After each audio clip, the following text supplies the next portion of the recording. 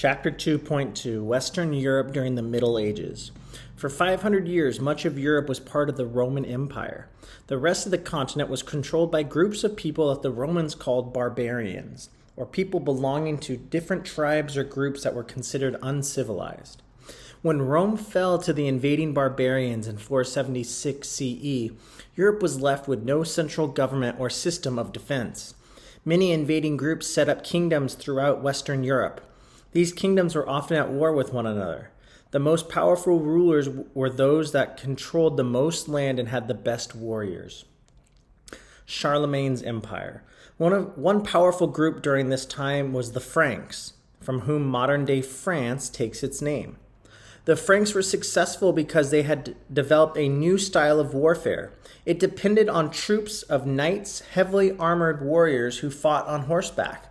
To get and hold power, a ruler needed the services and loyalty of many knights. In return for their loyalty and service, the rulers rewarded knights with land and privileges. One of the early leaders of the Franks was an ambitious young warrior named Clovis. In 481 CE, at the age of 15, Clovis became king of the Franks. 5 years later, he defeated the last great Roman army in Gaul. During his 30-year reign, he led the Franks in wars that widened the boundaries of his Frankish kingdom. Clovis also helped lead the Franks into Christianity, or the religion based on the life and teaching of Jesus Christ. Clovis married a Christian woman, Claudia, and eventually was baptized in the Roman Catholic Church, or the Christian church headed by the Pope in Rome. Many of his followers became Christians as well. The most important leader of the Franks was Charlemagne, or Charles the Great.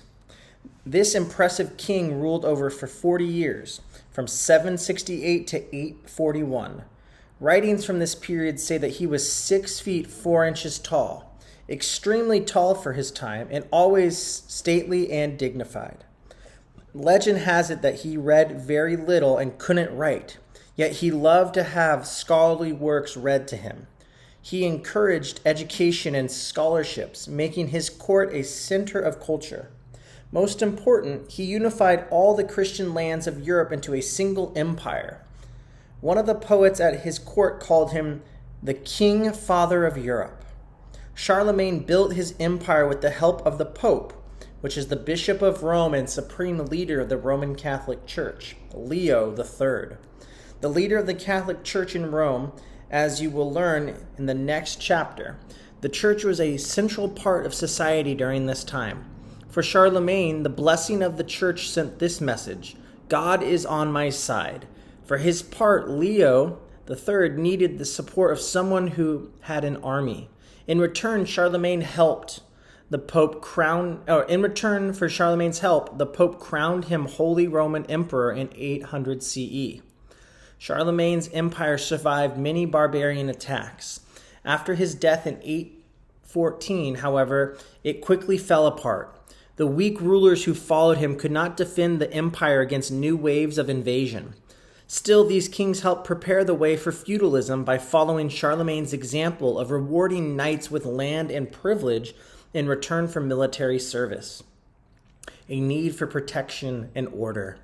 In the 9th and 10th century, Western Europe was threatened by 3 main groups. Muslims, or followers of the religion of Islam, advanced from northeast and northern Africa into what is now Spain. Magyars, a Central Asian people, pressed in from the east, and Vikings swept down from present-day Norway and Denmark. The Vikings were fierce warriors who struck fear into people of Europe. At times, their intent was to set up colonies, but they were best known for their terrifying raids on towns and villages. Imagine a Viking attack. The people of a village are at an early morning church service when an alarm bells start ringing. Long shallow wooden boats have brought the Vikings close to shore. Now they leave their boats and run toward the town with swords and axes raised over their heads. People are running in all directions. Several villagers who try to resist are killed. Others are seized by the Viking raiders and taken back to their ships. Clearly, the people of Western Europe needed ways to defend themselves. To protect themselves and their property, they gradually developed a system called feudalism. Let's find out how it works. 2.3. Feudalism, establishing order. By the High Middle Ages, about 1000 CE, Europeans had developed the system of feudalism. The feudal system provided people with protection and safety by establishing a stable social order. Under this system, people were bound to one another by promises of loyalty.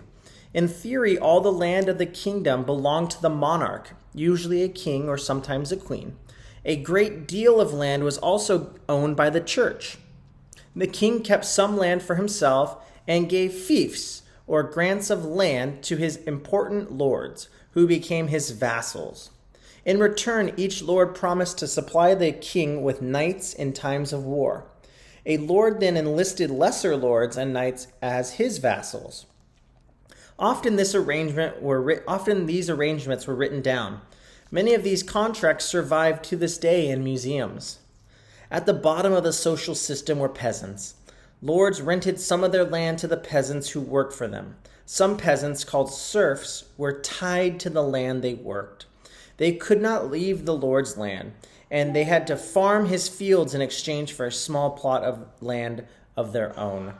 Most of the lords and wealthier knights lived on manors, or large estates. A manor included a castle or manor house, one or more villages, and the surrounding farmland. Manors were in the country, far away from towns. This meant that peasants had to produce everything the people on the manor needed. Only a few goods came from outside the manor, such as salt for preserving meat and iron for making tools. During the Middle Ages, people were born into a social class for life. They had the same social position and often same job as their parents. Let's take a closer look at class structure in the feudal society.